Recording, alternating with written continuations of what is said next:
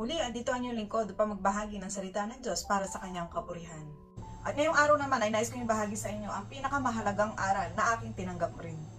Na makikita po natin sa sulat ni Apostol Paul mula sa libro ng 1 Corinthians chapter 15 verses 3 to 11. Nasusulat, sapagkat ibinigay ko sa inyo itong pinakamahalagang aral na tinanggap ko rin. Si Kristo ay namatay dahil sa ating mga kasalanan bilang katuparan ng nasasaad sa kasulatan. Inilibing siya at muling nabuhay sa ikatlong araw ayon din sa kasulatan. At siya ay napakita kay Pedro saka sa 12. Pagkatapos, nagpakita siya sa mahigit na 500 kapatid na nagkakatipon. Napakita rin siya kay Santiago saka sa mga apostol na sama-sama noon. Sa kahuli-huli ay napakita rin siya sa akin, bagamat ako'y tulad ng batang ipinanganak ng di kapanahunan, sapagkat ako ang pinakahamak sa mga apostol. Ako'y di karapat-dapat tawaging apostol sapagkat inusig ko ang iglesia ng Diyos. Ngunit dahil sa kagandahang loob niya, ako'y naging apostol at hindi naman nawalan ng kabuluhan ang kaloob niyang ito sa akin. Napagal ako at higit kaysa kanino man sa kanila, bagamat hindi ito sa sarili kong kakayahan, kundi sa tulong ng Diyos sa akin. Kaya't maging ako o sila, ito ang pinapangaral namin at ito ang pinanaligan ninyo. At tulad ng saloobin ni Apostol Paul, ginagawa ko rin ang pagbabahagi ng mabuting balita ng Diyos na nais ipaabot sa sangkatauhan bilang pagtupad sa isang tungkuling ipinagkatiwala sa akin ng Diyos. Ang Diyos na lumikha ng langit, lupa at ng sangkatauhan, nasusulat sa Book of Psalms 139 verse 13, ang anumang aking sangkap, ikaw o Diyos ang lumikha. Sa tiyan ng aking inay, hinugis mo akong bata. Sa verse 16, ako'y iyong nakita na hindi pa man sumisilang. Batid mo kung ilang taon ang haba ng aking buhay, pagkat ito'y nakatitik sa aklat mo na talaan. Matagal ng balangkas mong ikaw lamang ang may alam. Ang Diyos na banal na lumikha sa sangkatauhan tulad natin, ngunit nahulog sa pagkakasala. Nasusulat, Romans chapter 5 verse 17. Sa pamamagitan ng isang tao, si Adan, na naghari ang kamatayan dahil sa kanyang kasalanan. At tulad ni Adan, tayo lahat ay nagkasala. Nasusulat chapter 7 verse 20, tunay na walang matuwid sa lupa na gumagawa ng mabuti at hindi nagkakasala. Ganon din sa Book of Romans chapter 3 verse 23. Nasusulat, sapagkat ang lahat ay nagkasala nga at hindi nakaabot sa kaluwalhatian ng Diyos. Marapat nating malaman na ang kasalanan ay ang paglabag sa kautusan ng Diyos. At dahil sa salang ito ang dahilan ng paglayo natin sa Diyos. At marapat nga lang na malaman at kilalanin ng bawat isa ang pagkakasala nating ito. Nasusulat, 1 John 1:8. Kung sinasabi nating tayo'y walang kasalanan, dinadaya natin ang ating sarili at wala sa atin ang katotohanan. At ngayon nakita at nakilala natin ang ating mga sarili na lahat tayo ay nagkasala sa Diyos. At marapat lang na malaman natin na ang kasalanan ito ay may kabayaran. Nasusulat, Romans chapter 6 verse 23. Sapagkat ang kabayaran ng kasalanan ay kamatayan, datapwat ang kaloob na walang bayad ng Diyos ay buhay na walang hanggan kay Kristo Jesus na Panginoon natin. At ang kamatayang nasusulat dito ay kamatayang espiritual, ibig sabihin papunta sa impyerno. At kung nakita natin ang ating mga sarili at ang buong sangkatauhan ay nagkasala sa Diyos at nakita rin natin na ang kasalanan ay kabayaran ay kamatayang espiritual, ibig sabihin lahat ng sangkatauhan ay marapat lang na mapunta sa impyerno dahil sa ating mga pagkakasala.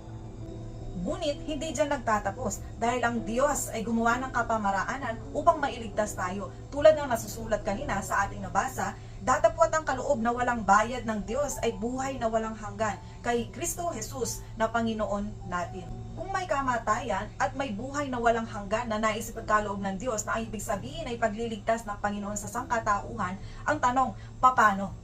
Paano magkakaroon ng kaligtasan at buhay na walang hanggan upang hindi mapunta sa impyerno o sa espiritual na kamatayan?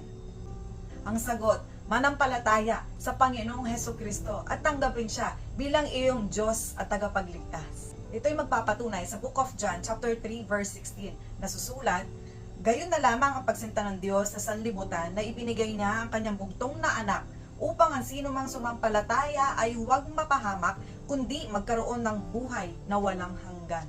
Isang katotohanang dapat marinig, malaman, sampalatayaan at tanggapin ng bawat sangkatauhan upang magkaroon ng tunay na kaligtasan mula sa Panginoong Hesukristo.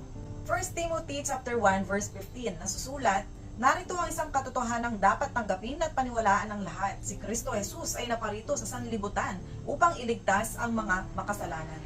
Sa Book of Ephesians chapter 1 verses 7 to 8 nasusulat, tinubos tayo ni Kristo sa pamamagitan ng kanyang kamatayan at sa gayoy pinatawad na ang ating mga kasalanan Gayon kadakila ang pag-ibig na pinadama niya sa atin.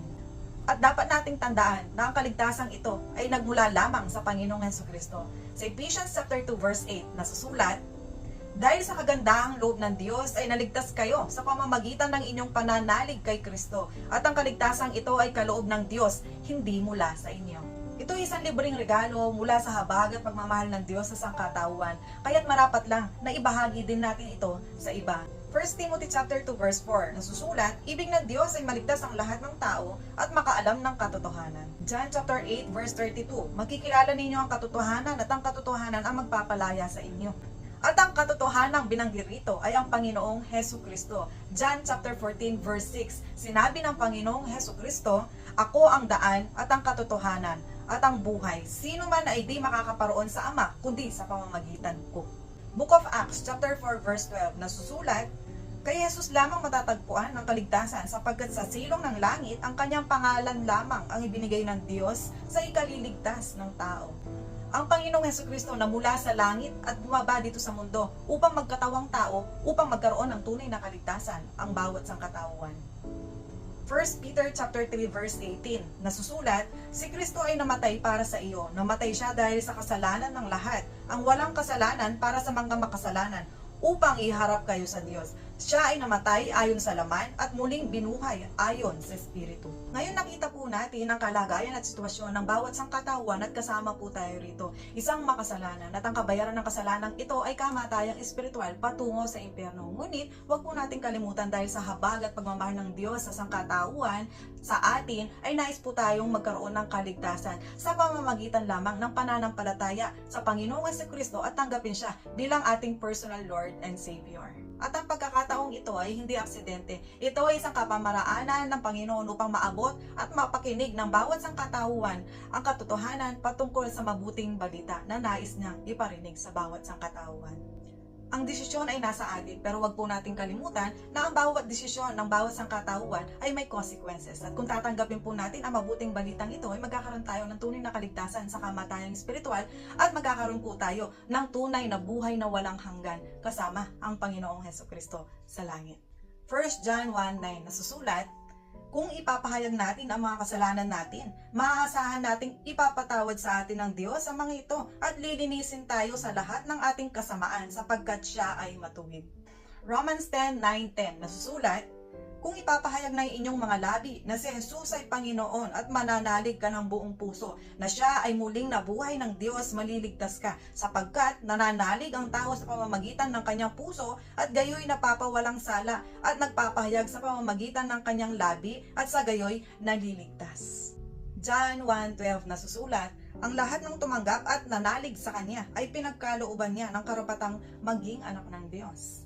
Ezekiel chapter 36 verses 26-27 nasusulat, bibigyan ko kayo ng bagong puso at bagong espiritu. Ang masuwayin ninyong puso ay gagawin kong masunurin. Bibigyan ko kayo ng aking espiritu upang makalakad ayon sa aking tuntunin at masunod ninyong mabuti ang aking mga utos. At ngayon, nalaman at nakita natin ang katotohanan patungkol sa mabuting balita ng Panginoon. Nais mo nga bang tanggapin ang regalong ito mula sa habag at pagmamahal ng Panginoon sa iyo, kapatid?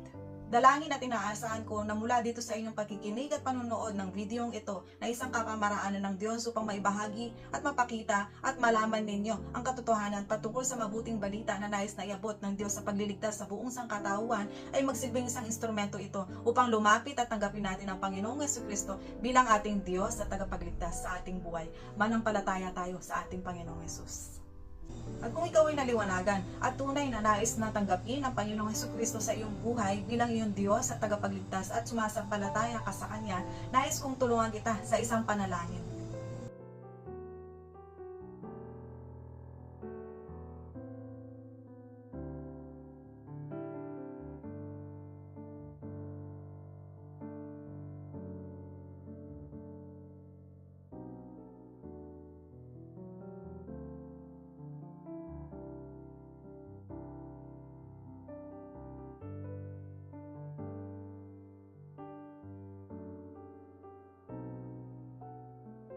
All glory to God. At kung ikaw ay isa sa nanalangin sa acceptance prayer sa ating Panginoon, isa ka na rin kabahagi sa pamilya sa espiritual sa ating Panginoon. At Ang dalangin ko ay patuloy na kalaguan at pagkauhaw sa salita ng Diyos upang makita patuloy ang katotohanan at lalong lumago sa pananampalataya at pagsunod sa kalooban ng ating Panginoon. At nandito rin ang inyong lingkod upang tumulong sa paglago sa inyong pananampalataya. Kung nais po nyo na magkaroon ng Bible study or devotion, maaari po kayo magmensahe lamang sa akin. All glory to God.